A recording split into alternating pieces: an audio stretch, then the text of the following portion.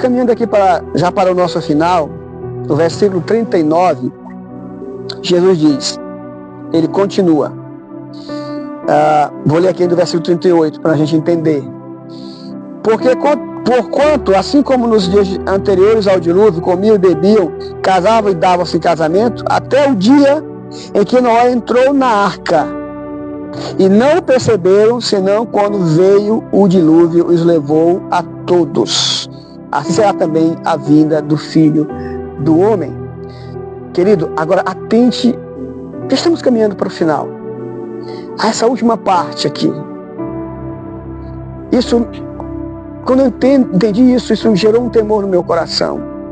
E uma compaixão maior ainda pelas pessoas que estão dessa forma. Sabe? Casando, vivendo uma vida sem ligar para a palavra de Deus. Olha o que Cristo diz. Diz que eles estavam fazendo isso, bebendo. Até o dia em que Noé entrou na arca. Até o dia que Noé entrou na arca. Então, veja só. Eles estavam lá vivendo uma vida. Quando Noé entrou na arca, acabou o tempo. Foi só até aquele momento que eles podiam casar e davam-se em casamento. Só foi até aquele dia que eles estavam ali comendo, bebendo, se divertindo, vivendo as suas vidas. Mas no momento que Noé entrou na arca e Deus fechou a porta da arca, acabou o tempo para eles. Acabou. Acabou o tempo de casar. Acabou o tempo de trabalhar. Acabou o tempo de viver. Mas sabe o que mais me assusta? É que o texto continua e diz, e não perceberam, senão quando veio o dilúvio. E, querido, deixa eu te falar algo para você, isso é temeroso, sabe por quê? Porque talvez esse momento agora é o momento onde a porta da arca está se fechando e muitos não estão percebendo. Entende uma coisa? Antes do fim, antes do juízo final, a porta da arca vai se fechar. Noé vai entrar na arca. Sabe o que isso quer dizer?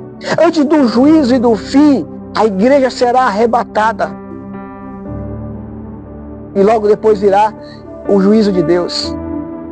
E quando a igreja for arrebatada, aqueles que estarão aqui não perceberão.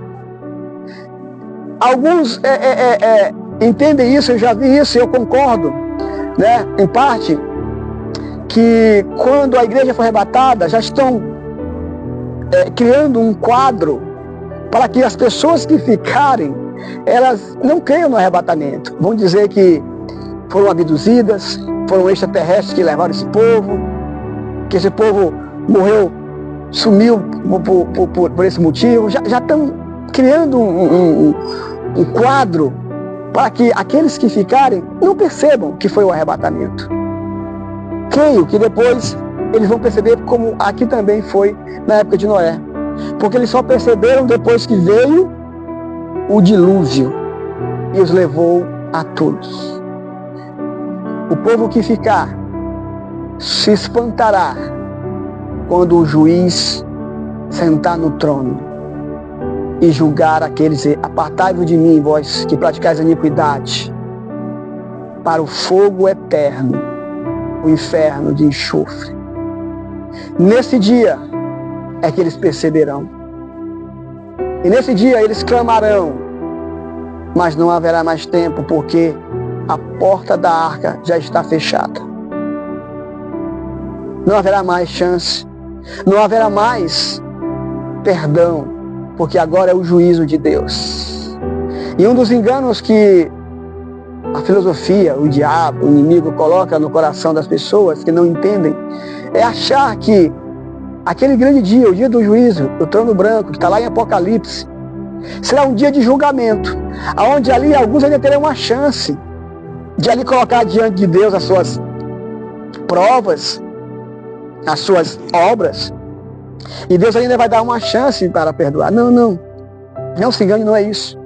Eu chamo daquele grande dia, dentro de um processo penal que nós temos no nosso Brasil, por exemplo, das nossas leis, de último estágio do processo. Ali é apenas a sentença, é a dosimetria da pena.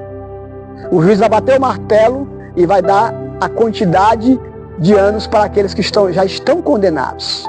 Já estão condenados. E a quantidade de anos é eternamente presos e atormentados em um lago de fogo no inferno. Essa é a grande verdade. Isso é o que a Bíblia nos diz. Então veja aqui, queridos, atente a isso. Esse povo não percebeu que Noé tinha entrado na arca. Quando a igreja subir, o evangelho também vai. Então aquela mensagem que era pregada por Noé não foi mais pregada.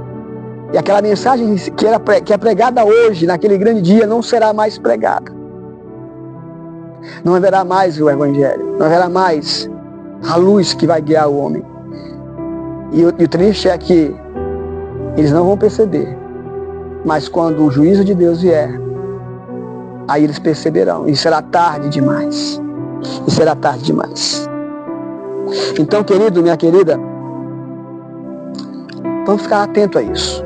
Você que já está atento, você que conhece o Evangelho, conhece a palavra de Deus, foi resgatado, foi escolhido pelo Senhor, fale da palavra, fale dessa mensagem, fale da salvação, fale dos sinais da vinda de Cristo, ainda que as pessoas não creiam. Nós não somos aqueles que irão convencer as pessoas disso. Eu não vou convencer ninguém. A palavra é o Espírito Santo que convence. O meu papel é apenas falar disso aqui, divulgar essa verdade que me alcançou e que eu creio que é verdade. Meu papel não é o de convencer as pessoas. A Bíblia diz que é o Espírito Santo que convence o homem do pecado, da justiça e do juízo. Meu papel é evangelizar.